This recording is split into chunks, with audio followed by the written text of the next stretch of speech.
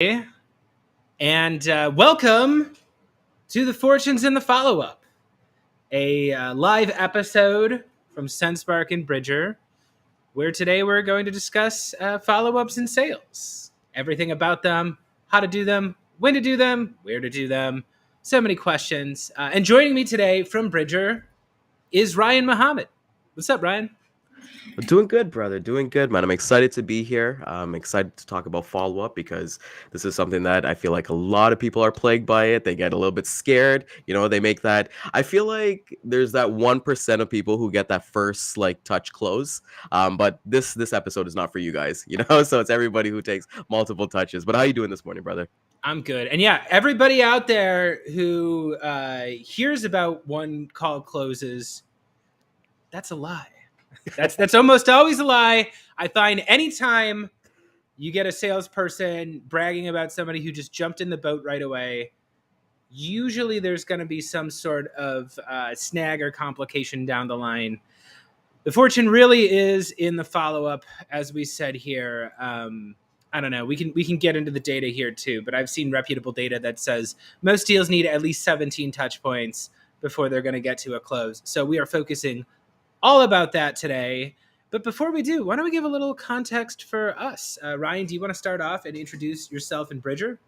Oh, 100%. Yeah, for context, I want to thank everybody for coming out today to take a part of this episode. So, my name is Ryan Mohamed. I am the VP of Sales and Marketing for agents out of Bridger Sales System. What it is that we've built a CRM system by logistics reps for logistics sales reps. And what we kind of do is that we've looked at other CRMs in the past and we've kind of realized, they're not made for us logistics reps. We were kind of left out in the corner, like we've got all these big CRMs and they kind of sell to one. But what we wanted to do was make it very exclusive and make it very palatable for everybody to kind of get there. So we've been in business, I want to say about 18 months now, but we did our soft launch about 3 months ago and we're excited for the journey, so we're excited to talk shop and talk follow up today. Awesome.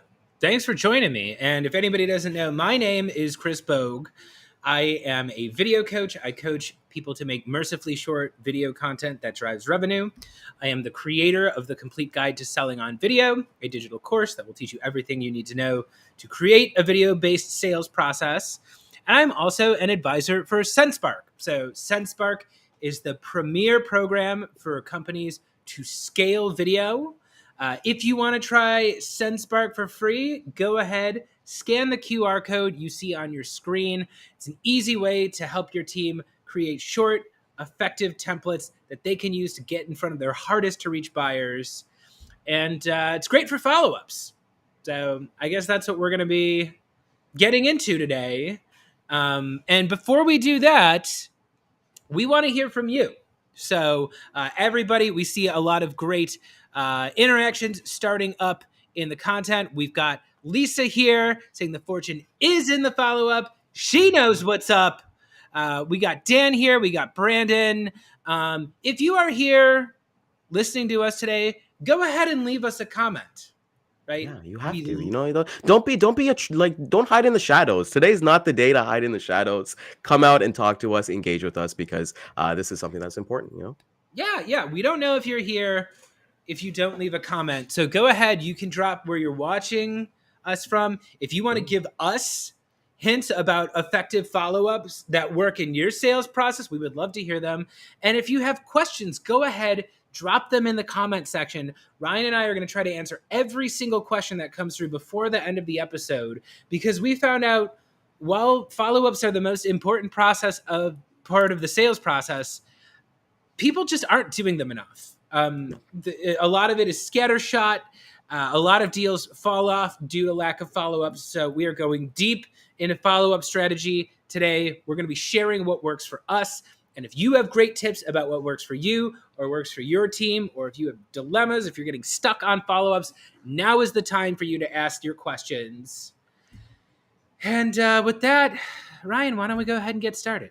Yeah, let's get started. So even before we get into follow-ups, I want to get into a little bit about what that pressure kind of looks like, because you and I had this discussion about this. And, a lot of people, when they hear of salespeople, they're afraid. They're just not happy with them. There's a negative connotation about them.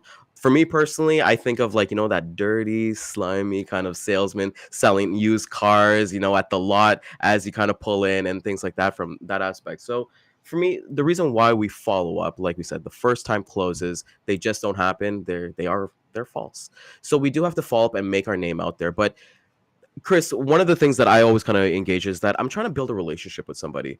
I'm not trying to get to that sale or get to that commission rep because, you've worked in logistics in your past as well. We've looked at our side where, hey, if I call somebody, I might not be the only logistics, whether it be a freight broker or operations person calling that person for the day. So how do we stand out? Right. So some tips for me is like really going for like relationships. Chris, when you mentioned about like pressure, what does that kind of look like to you in terms of having that pressure of actually wanting to pick up that phone call or send that email or send that video out? Yeah, I'm a big proponent of like, how are you reaching out?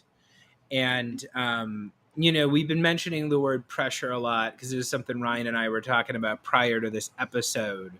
But I firmly believe that when people say, I hate sales, Hmm. what they mean is, I hate pressure. And for me, that's more of a reflection, not on me, but on how people expect to be treated by salespeople. They expect salespeople to be indirect. They expect salespeople to be dishonest. They expect salespeople to be pushy, to do whatever they can to extract every last penny out of the buyer. So for me, it's all about showing up as the most helpful version of myself and doing everything I can to show them that I'm a trustworthy person that they can talk to. And I'll pull up Lisa's question here, even though we are talking mostly about follow-ups today. I do think you kind of have to talk about that initial outreach and Yeah. understand like what's the first thing that your buyer sees before you can really figure out like what the appropriate next step is. So let's not dwell on this too much, but Ryan, do you want to take this first and let's just lay out, if you had the choice and you can Mhm. choose the things you're doing on your first touch point to reach out, what are the impactful things you're doing in that initial intro that you send to your buyer? Of course. So before I actually do the intro, I need research. I need to figure out who my buyer is. One thing that I scan for is I look to see what they kind of do as a business, what their interests are, if I can find that, whether it be on social media or LinkedIn. If they have dogs, I've got dogs. I'm big into dog rescue. So one of the things I would look at is, hey, do they have dogs? Do they have rescues themselves? If they don't, then I'll look at different things like if they've done webinars or podcasts in the back and seeing like kind of pictures or something like that in the back. So for me, it's being able to connect right away with that person. It's just like, hey, Chris, if I was going to prospect you and send you a video, I'd be like, hey, look at that globe behind you. Can you tell me a little bit more? Where did you get that globe from? Or that picture that you have behind you?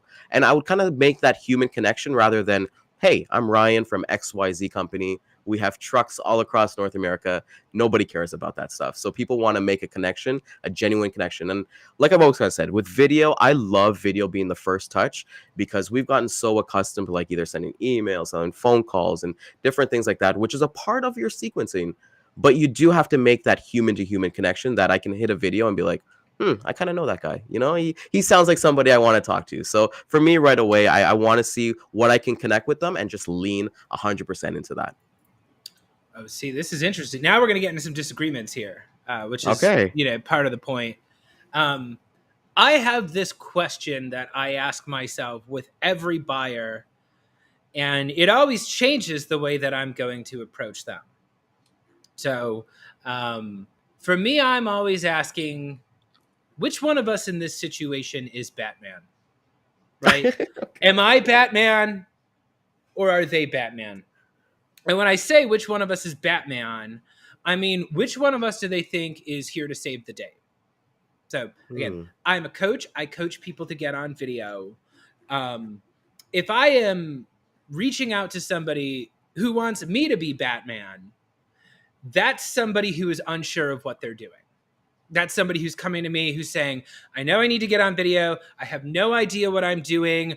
I'm lost. I don't know I don't even know where to start. that person wants me to come in and save the day. And in that case, I'm going to show up as Batman, and my line of argument to them goes like, look, I've done this before. I'm here to help you. I can help solve your problems. I can take care of this for you. I'm going to make it easy. I'm going to hold your hand through the process. I'm going to give you everything you need. Don't worry about it. Now, sometimes I am talking to somebody else who wants to be Batman. So I also sell Mm. to CROs, VPs of sales, founders. I don't know if anybody there in the audience has ever met a VP of sales. They are not exactly lacking in confidence, right? They tend to be hyper confident people, and they want to save the day, right? They're the ones who are the hero of the story.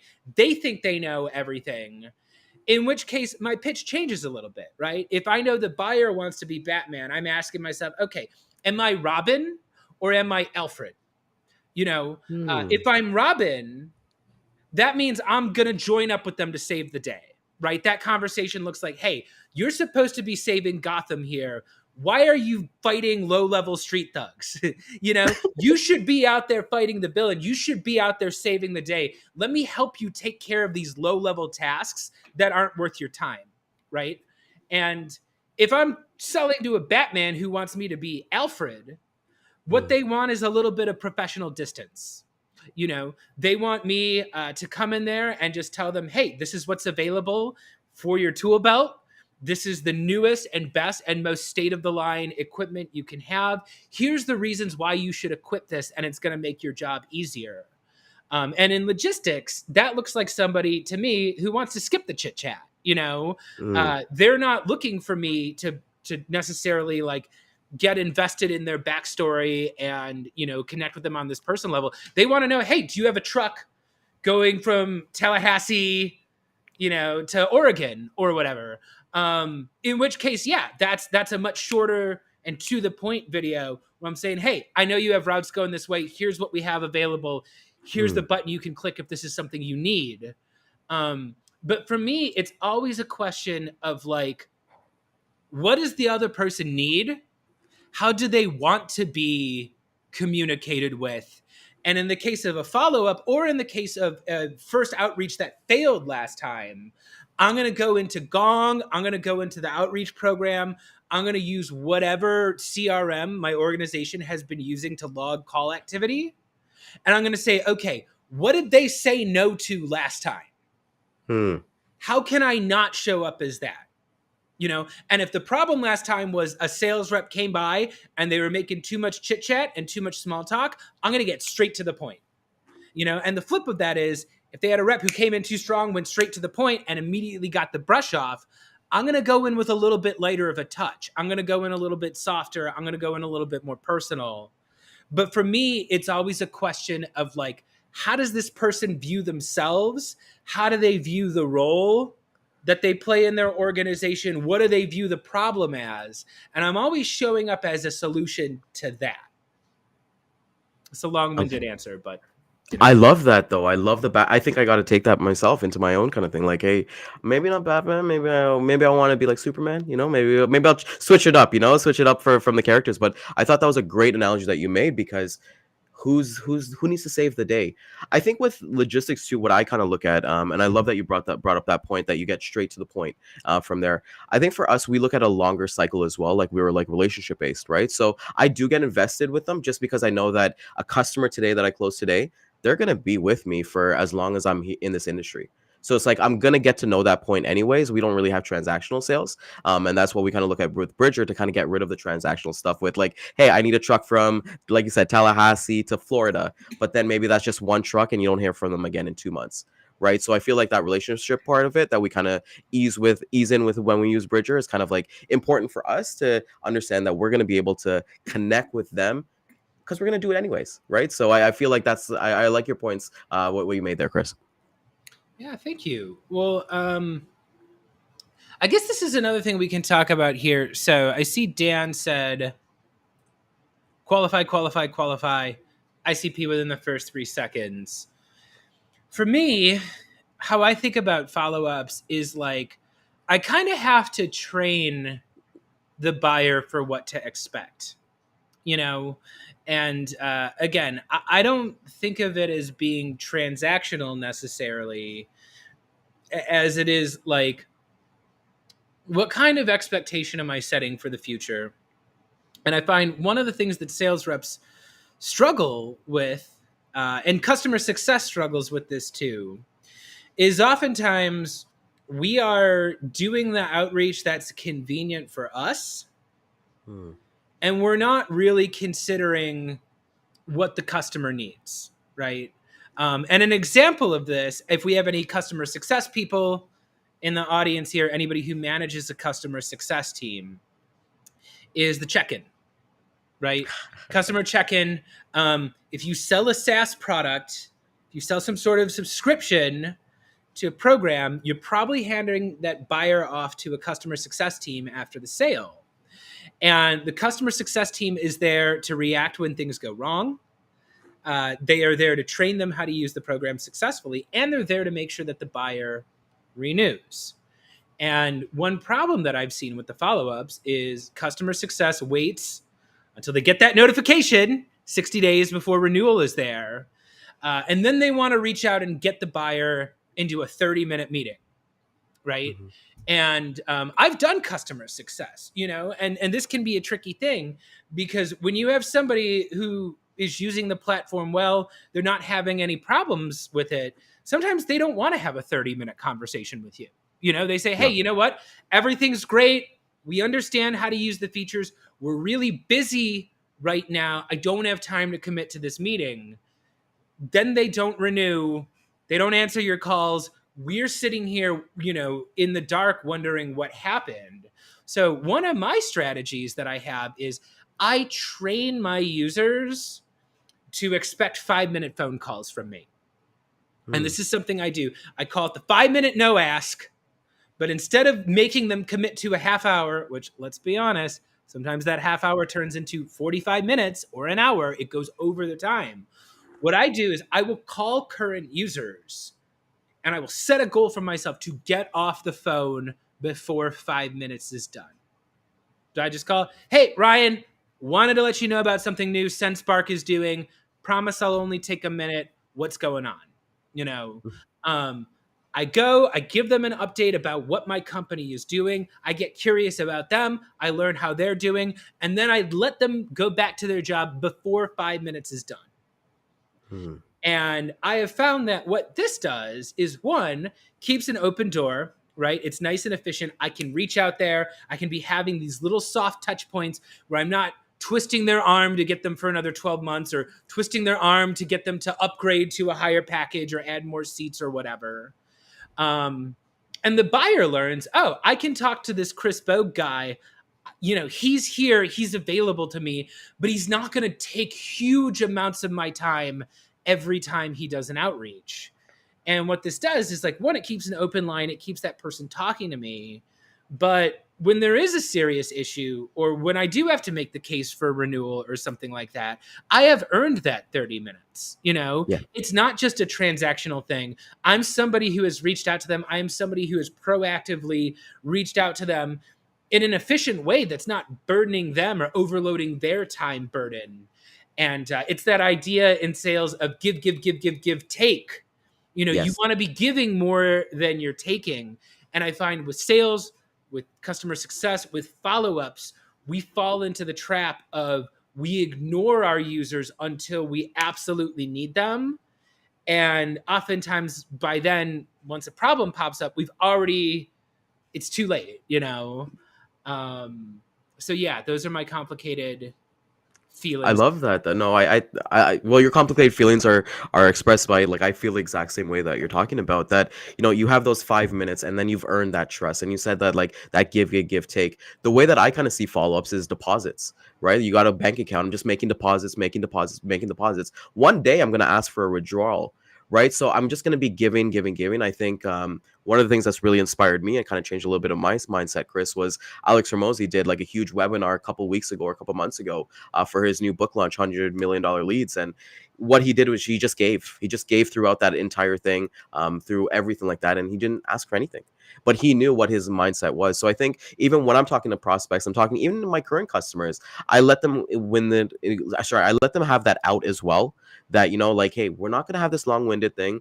Let's just get to three things. What are we doing right? What are we doing wrong? What can we improve on? And then those are literally like a 2 to 3 minute phone call, right? So with anybody, when they're doing their follow-ups, and like you said, people get in the habit of, I have to do the follow-ups, I have to sit down. And one of the things that when we were doing research, Chris, was that, let's say you're having a great day, you're like, hey, I'm going to start on Monday, I'm going to bang out those 50 follow-ups that I have in my cycle. And then you're like, oh, something distracts me right away. And then you're like looking at the next day and you're like, okay, well, I've got 80 follow-ups to do. Then you let that mountain pile up and you're like, I don't know where to start. And then you realize, hey, I haven't contacted this lead in almost 3 to 4 months. Right. So where does that happen? Where is that gap happening? So I think it's just really important that we kind of look at follow-ups as something that we get to do, not something that we have to do. And I feel like your mindset, that little shift there changes a little bit. Well, yeah. And I think it's important to ask, why am I following up? Mm. And if that answer is totally self-serving, as in like, I just want to get them for a renewal or I want to sell them or whatever, those are not going to be as effective. So my thing is like, okay, if I'm following up with you, I don't care if you're a lead or if you're a current user. One, I should have some sort of outcome that I want to get from it, but I should be telling the other person something new. I'm usually reaching out, and I write a note on my desk. I literally write to myself, I am doing you a favor. Because I have to remind myself that that's the whole point of this job. So first I have to be clear to myself, like, if this person does pick up the phone, what do I have to tell them that's going to help them? It's got to be something, right? And again, that might be a new feature. That might be a new update. Maybe a few months ago, they were proposing some sort of feature to me, and SenseSpark just rolled it out a week ago. That's a great reason for me to reach out and say, hey, Ryan, I wanted to give you an update on that thing we were talking about a couple months ago. We just built that out in the system. Do you got a sec? That's the perfect opportunity for me to let you know, hey, we've heard you. We've implemented this thing you were looking at. And how are you doing? How's it going over there? And again, that's something that's easy for the other person to respond to. I've given them good news. I've listened to them. I'm giving them a sympathetic and an open ear that they can respond to. And again, if it only takes 5 minutes, that's great. I've kept that door open. I've kept that relationship nurtured. I try to take my current users just as seriously as a big prospect or a big lead, and when you start looking one by one, like, what do they want to get out of it? What does a win look like to them?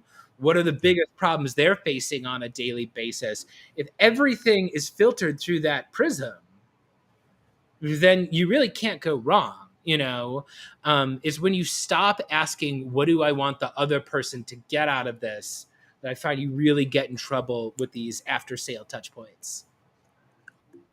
Another point that I just agree with you there is just, I love when you're coming from a mindset of, because that's the belief that we have at Bridger Sales System, as well as that's serving, being able to, have those conversations with people and let them know about the new features, let them know about what we're working on, instead of like just being, I feel like a lot of sales reps can get stuck in that mode of like, hey, if there's no noise, like they're not reaching out to me, then everything is good. And then you realize that, hey, you've lost your customer, or maybe they start pursuing and start looking other ways as well. So I think when you're talking about us being able to have these conversations with customers and actually follow up, in terms of, it doesn't happen just when you get the sale, like you said, you follow up with your current customers. You want to see how they're doing, let them know about the new feature. So you're at top of mind. Right. And that's where the big V word that everybody talks about, I want to say, all over social media, is that word value. Right. That's where the true value comes in. So that, one thing for everybody who's watching as a logistics rep here, your customer, the best thing that your customer can say to another broker or another sales professional is that, I'm working with somebody.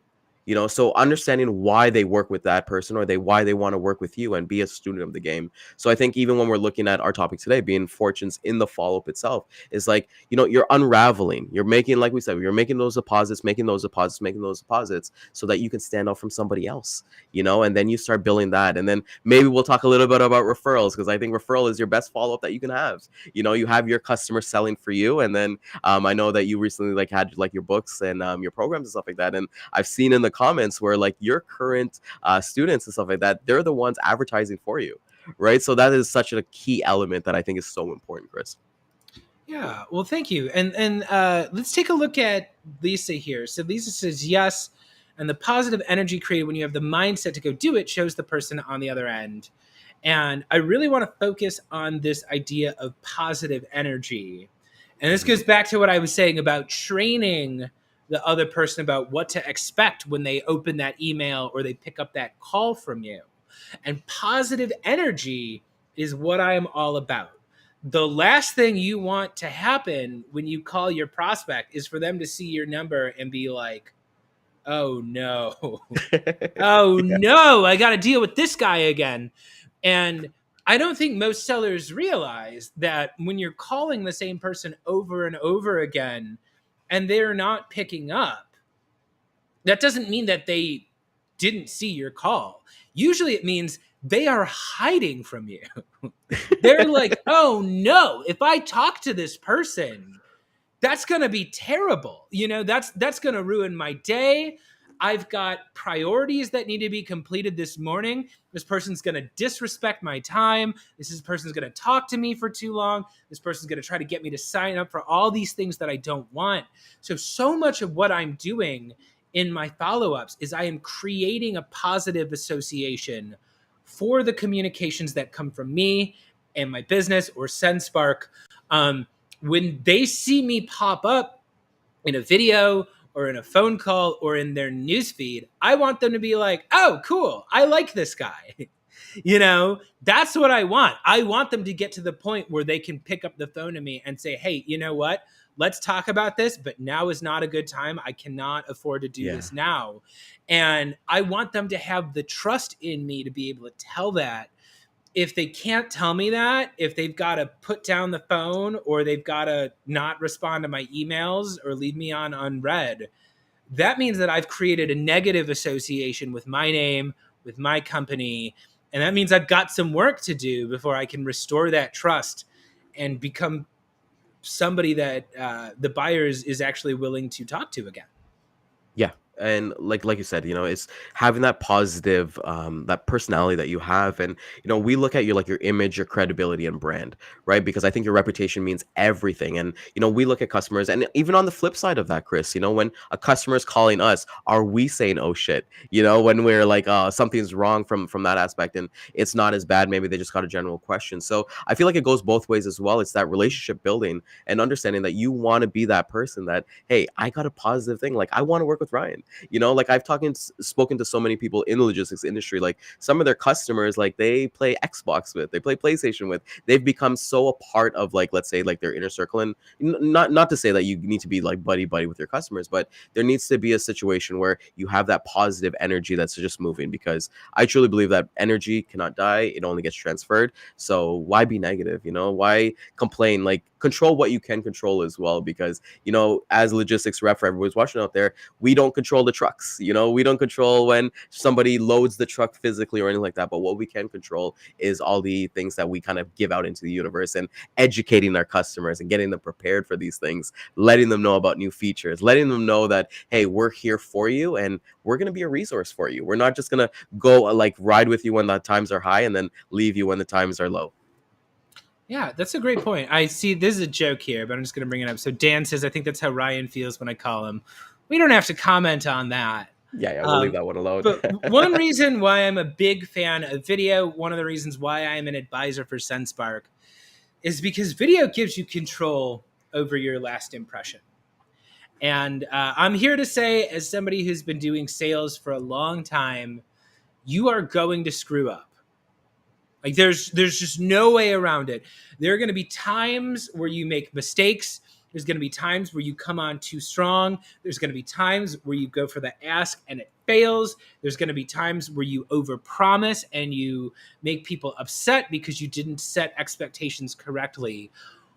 My advice to anybody who is out there doing sales is that video is your chance to create a new last impression.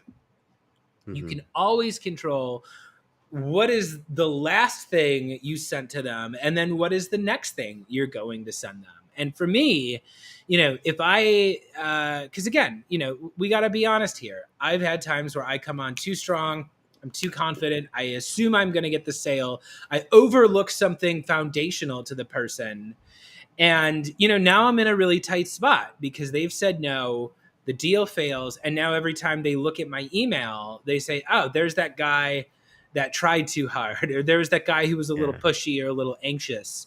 And what I can do on video is I can show up as a different version of myself.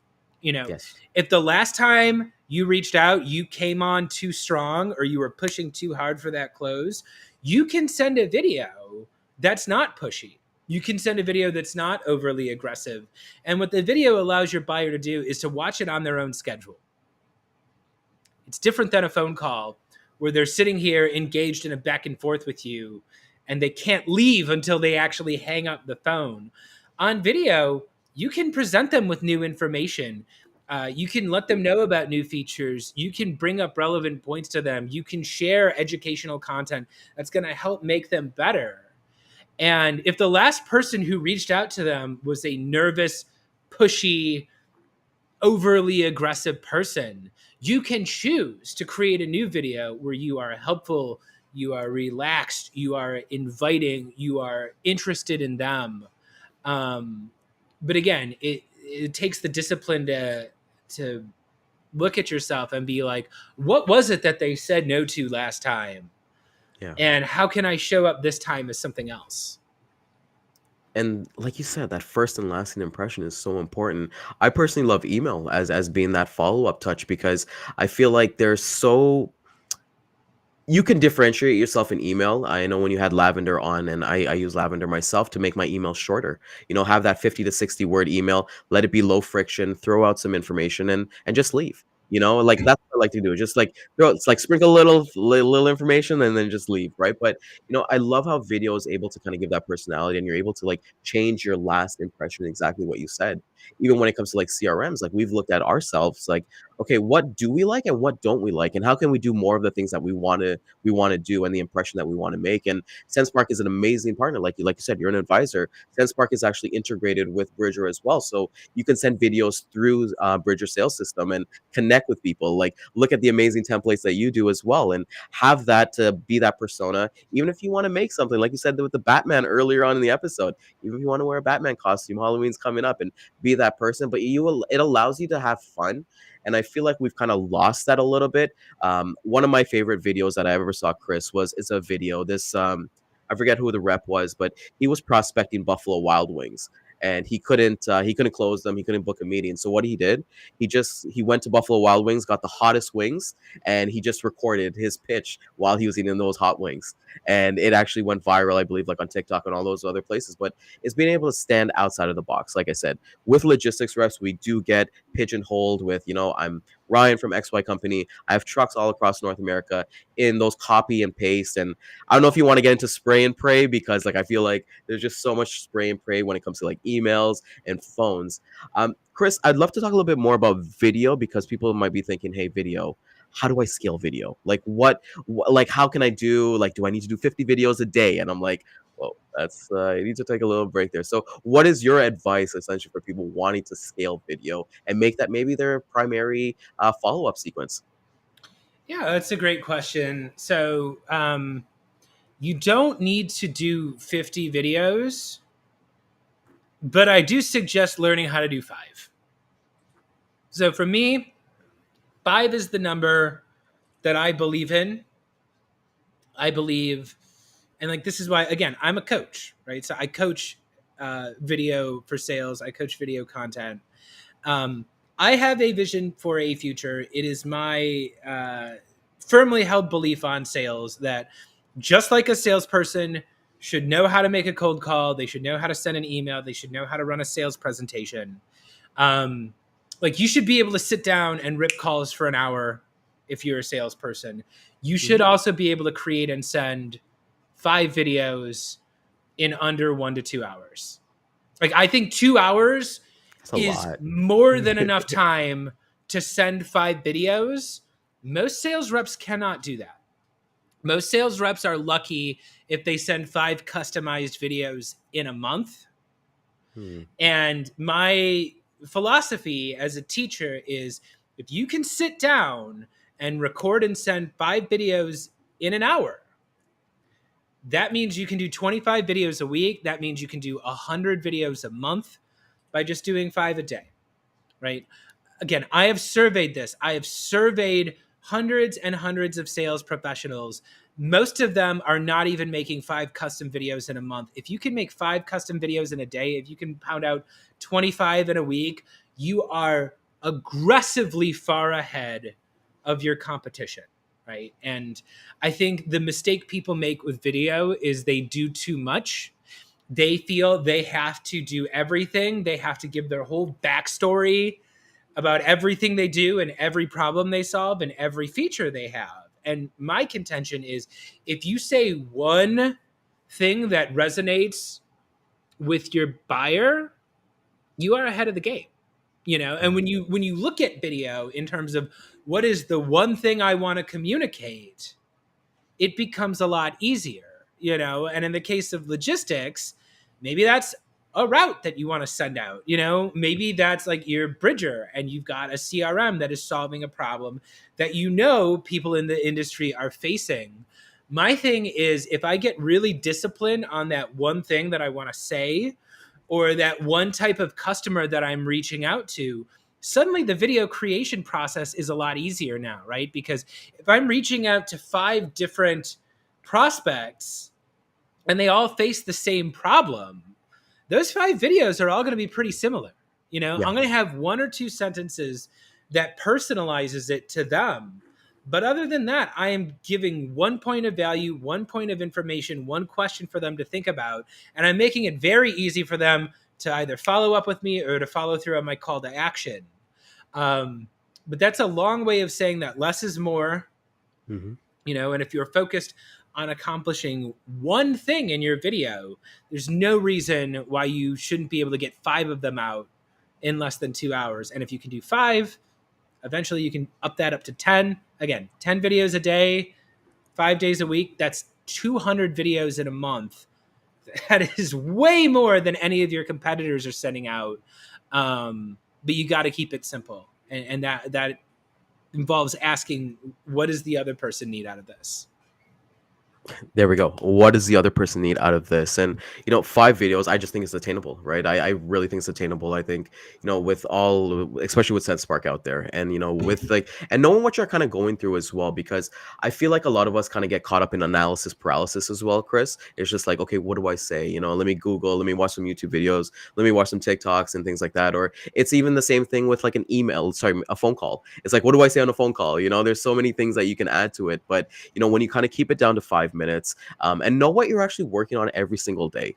A lot of us get like stuck in that, okay, well, I made this phone call, I'm ripping calls for an hour. Okay, I got to go update my CRM. I don't know what I'm actually doing. I got to go. I found this new lead as I was driving to Tim Hortons. I'm going to give them a call. I feel like if we kind of get out of our own way, I said this on our show, Sales Chatter Live, was that, the only bad follow-up out there is the one that you don't do. So whatever your channel that you're looking at, whether it be phone call, DMs, emails, video, even snail mail, I've seen people starting to do snail mail again since after COVID, to kind of get yourself out there, go knock on some doors. And with Bridger, one of the features that we're solving, problems that we're solving, is knowing that you can actually go in and actually see every single contact that you have in your system, and then know when the last time you contacted them. We'll actually give you those alerts so that you don't have to just look at a long list and be like, oh man, I'll get to it one by one. We're able to actually automate that for you and let you get back into selling, building relationships, because like, as you basically said, like, you want people to start slow, get to 5, get to 10, get to 15, get to 20, just do it. Like, as Nike always kind of says. Yeah, well, so this will be an interesting point then. I wonder if we agree on this. Mm. Um, so there's two lines of thought about follow-ups out there. One is that it's okay to send the follow-up email just being like, hey, wanted to see what you thought of this, you know. And then there's the thinking that says you have to be giving them something new or different every time. Where do you fall on that question, Ryan? And let's see if I agree. Okay. So I've tested both. I've done both. Um, Anytime I've kind of done, hey, your thoughts, like question mark, or I would love to get your thoughts on this or something like that, it didn't go positively for me. For me, when it kind of went into, it was like when I went into the situation where I would kind of give a little bit of new information, but then I would kind of bounce it back. It's not going to be brand new information every single time, because you want to know where their head is at. You know, like if they're going through an RFP process that you're like, hey, I got to get set up in October, but you're reaching out in February. You know, I truly believe in follow up between follow ups as well. So if I'm talking to a customer, they're like, hey, reach out to me in October, then I'm actually going to make sure put a point in my calendar to reach out every couple of weeks to kind of not to see how things are going, but just to kind of give that information. So to answer your question, I don't believe in the any thoughts or the checking in or the touching base follow ups personally, but it's like with everything in logistics, it could work for anybody. Yeah, see, that's the thing too. I actually don't think it's terrible to be like, hey, are you still interested in this? Yeah, You I know, don't have a problem with that. Yeah, I don't have a problem. I um, think that's good. to me, oftentimes I am not asking anything new in the follow up. Oftentimes I'm just changing the tone in which I ask it. So maybe that first touch point was an email, or maybe it was a video, or maybe it was a phone call. I haven't heard back from them. Sometimes, especially on LinkedIn, I'll do a voice note Hmm. as follow up too. Um, and again, if that first question was very direct, maybe I'm going to make it a little bit softer the second time through, where I send the voice note and I'm like, hey, Ryan, I know that question I asked you is a pretty blunt yes or no question. Uh, really just curious to know if this is something you see at all in your Q4 roadmap. Would you mind just letting me know what you think either way? And no matter what you decide, like, thanks a lot. Um, it's like I'm basically still asking them the same question, but I've come in with a softer tone. Like that's literally making my voice softer. That's asking it in a more open-ended way. Um, but to me, it's like, or maybe I'll just do the opposite. Like maybe my first outreach was a bit too squishy. You know, Hmm. maybe it was too much of me being like, "Hey, just wanted to give you some information." That follow up might be a little direct, where I'm just like, "Hey, wanted to see if this is something you were interested in talking about this quarter, yes or no." Um, in that case, I've taken something that's a little bit more amorphous and I'm following up as a yes or no question. To me, it's again a question of like, what did I do last time? Okay, that didn't work. Hmm. Let me try a different energy. Let me try a different approach. Let me give them something different this time. And yeah, I kind of agree with your point of like the only way to fail at follow ups is not to do it. Hmm. I literally have had people who message back to me and were like, "Hey, just wanted to make sure you saw this." And I was like, "Oh yeah, you know what? I actually did intend to follow up with you on this, and I just totally didn't." Sure, yeah, send me the calendar invite. Um, you really do got to follow up, and like when in doubt, one simple sentence is not always the worst thing on earth. No, it really isn't. And what we always kind of talk about here is like we said, the worst one is that the one that you don't do. It doesn't matter. Like there's going to be people who resonate, they connect with different people and those personas as well. So there's no like the strategies that we're giving here on this webinar is not like concrete, you know, like do it your way, do whatever's comfortable for you, but don't get into a situation where it's like really easy, you know, like keep on like honing in your craft, learning about video, because I don't know about you, Chris, but like I learned more about video like during the pandemic. Right. So I wasn't doing video messages prior to the pandemic. But then once it kind of boomed, like Zoom kind of went up, and then other companies and obviously amazing companies like SenseSpark are here. So I was like, let me start doing that. Let me give that human to human touch. Like I don't need to be wearing a suit, you know, sitting in front of a computer or in front of my phone, like saying, hey, this is my name is Ryan. Like I could be in my pajamas, because let's call a spade a spade. My customer's probably in their pajamas, working away, or I can be taking a video in front of Starbucks and giving that human to human touch. So I just feel like just do it. You know, you really have to kind of go about what works for you, and then kind of continue to continuously add and test. Yeah. Now that brings me to actually, I think Teresa brings up a good point here. She says emails are great, solid summary of next steps and points to follow up. And I think this is actually something we can get into a little bit deeper here. Mhm. Is the follow ups work a lot better when you set the expectation that they will be followed up with. And oftentimes this happens with me where it's like, let's say I get next steps from a person who is a champion, but they are not the ultimate decision maker in the deal, right? And anybody who sells to a B2B company, this is the case, right? Buying is a group activity. It's not one person doing it. You've got a number of stakeholders who all often have competing priorities. I find that it's a lot easier for me to follow up when I have already established with my champion that that's what's going to be happening. And for me, I don't know if you have any secrets to how you do this, Ryan. For me, getting insight as to the relationships they have with the other decision makers, specifically when they're going to be meeting with those other decision makers and what they're going to be meeting about, gives me a lot of context. So, an example, I am talking to a company. They are potentially thinking about bringing me in to create some video content with them. I've got the champions who are bought into that. So my next question to them is, okay, who else is going to be involved in this decision? And what do you think they're going to say? You know, I ask that question when we're on a meeting together. They'll let me know, hey, yeah, you know what? This ultimately is going to go through Dan. Dan's the one who controls the budget strings. Dan is the one who's ultimately going to need to sign off on this. My next question is, okay, how do you think Dan's going to react? Is there any reason why you think Dan would not want to do this? And that's a very important question that I ask that oftentimes sellers are afraid to ask because they're afraid of the answer. But my question is, okay, you know, if Dan's the guy who ultimately the deal is riding on, I got to know where he stands, whether or not that's good for me. Yeah. And they're usually going to tell me, hey, you know what? Dan is the next decision maker you're going to want to talk to. Honestly, he's got this other initiative that might be going on right now, and that's a reason why he might not want to do it. My next question after that is going to be, okay, when's the next time you're speaking with Dan? Do you have a recurring meeting? Do you do one-on-ones with Dan? Is there a time you regularly get to talk to Dan every week? And I'll gain some information about that. Maybe they've got a meeting with Dan every Thursday. That's great for me. Okay, I know you're going to be meeting with Dan tomorrow. Why don't I make a video that you can share with Dan summarizing the key points that we talked about here? Can you send that to him? And how about I follow up on Friday to see how it went? Let's throw a time on there so you know when to expect me.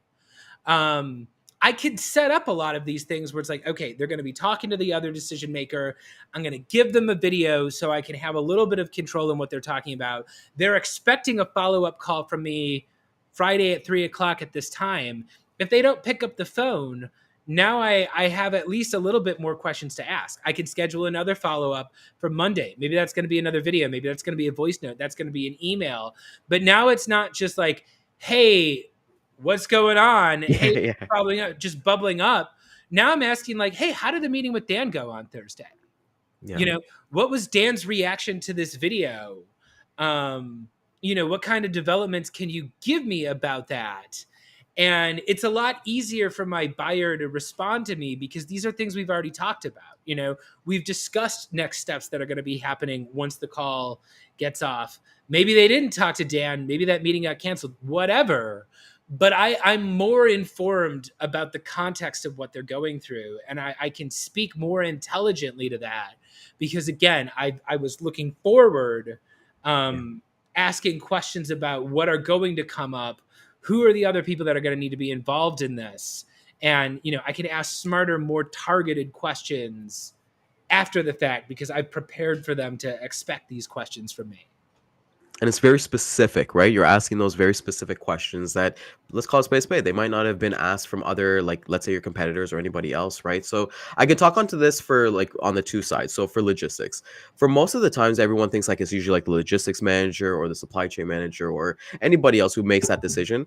Realistically, 9 out of 10 times, it's usually the sales team that dictates who they actually use for like their providers, right? So a sales guy actually controls, like, they get the order and they'll tell the logistics manager, hey, don't use ABC Trucking anymore. Like, they screwed up too much. My customer hates it. I want to work with them. So from my side, when I'm working on the logistics side, I make it a point to talk to the sales team.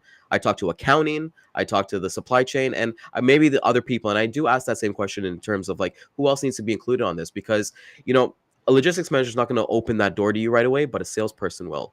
Or accounting might say, hey, it takes us an additional 2 hours every single month just to do the paperwork and match all the bill of ladings and do all the paperwork so that we can invoice them properly. So how, if I was to put on my Batman cape, like how good would I look if I was like, I can save you that 2 hours every single month, and then have them have that conversation as well with their.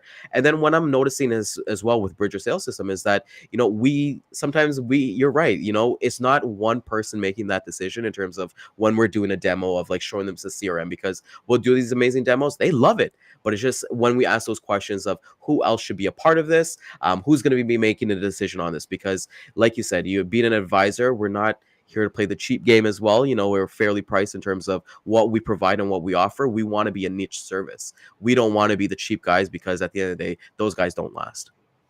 Yeah. And again, this is a way to show up speaking the buyer's language. So, Yeah. if you're talking to that champion and, oftentimes there's a gap between the seller and the buyer, because the buyer is saying, I don't have time to do that. I don't have the money to do that. And the seller is saying, no, you don't understand. My solution is going to give you more time back. It's going to save you money.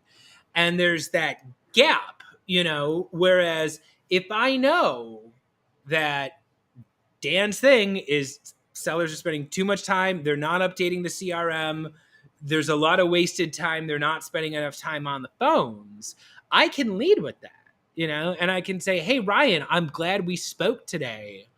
I wanted to make this video for you because I know it's very important to Dan to make sure that you guys are spending as much time on the phone as possible selling. And we've got a development here that I think is going to save you a lot of time on your CRM. So here's a question I'm posing to you. Let me know what you think of it.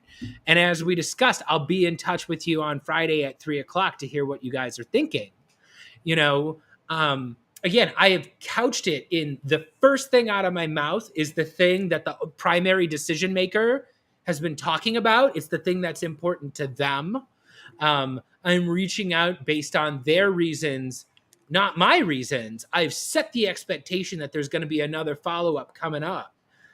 In that case, I've done everything I can do, where as long as I make that follow-up on time, whether or not they say yes, I've done everything that I can to couch my solution in the language of what's important to them.